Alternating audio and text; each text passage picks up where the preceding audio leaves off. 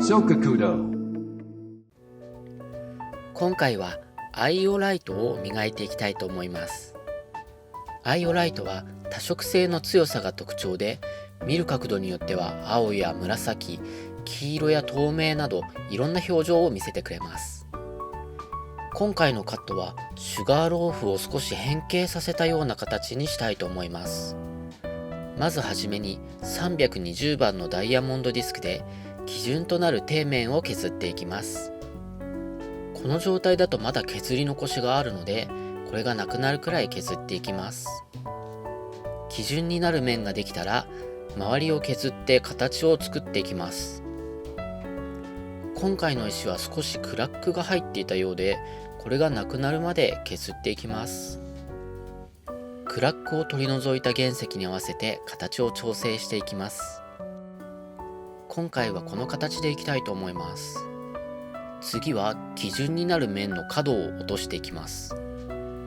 削った面の幅や角度が同じになるように慎重に削っていきます。ぐるっと一周削り終わったら、基準になる平らな面に丸みをつけていきます。少し丸みをつけることで後の工程で磨くときに結構楽になってきます。次は先ほどと反対側を削っていきます。先ほどと同じように角を削って形を整えていきます。一通り削ったら頂点に向かって丸みをつけるように削っていきます。通常であれば頂点はそれぞれの角の交差する真ん中に作るのですが、今回は少し下にずらすような形で作っていきたいと思います。削り終わったのがこちらです。今回はエッジを丸めずにパキッと鋭角になるように磨いていきたいと思います。それではクッション性のある600番のホイールに移っていきます。まずは最初に平らに削っていた面から磨いていきます。少し丸みをつけておいたので簡単に磨けると思っていたのですが、ちょっと丸みが弱かったみたいで磨くのに時間が結構かかりました。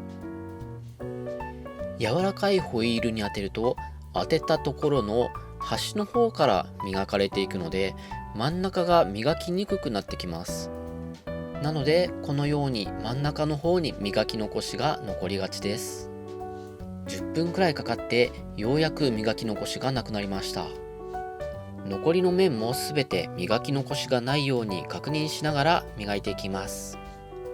濡れている状態だと磨き残しがあるか分かりにくいので、確認するときはしっかりと水分を拭き取ります。一通り600番を当て終わった状態がこちらです。反射しているライトの形を見て歪みがないか確認していきます。石を動かした時に反射するライトの形が急に変わったりすると、その部分があまり綺麗に磨けてない状態なので、そうなってないかをしっかりと見ていきます。形に問題がなければ次は1200番、その次に3000番のホイールを当てていきます。3000番が終わったら次は酸化セリウムで磨き終わったら完成です。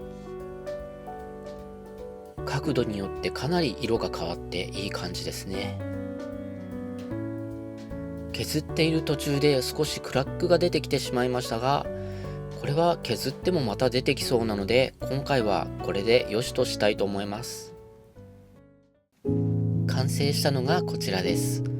角度によって変わる多色性の強さがよくわかりますね。カットの方もまだ気になるところはありますが、まあ良い感じにできたんじゃないかと思います。それではまた次の動画でお会いしましょう。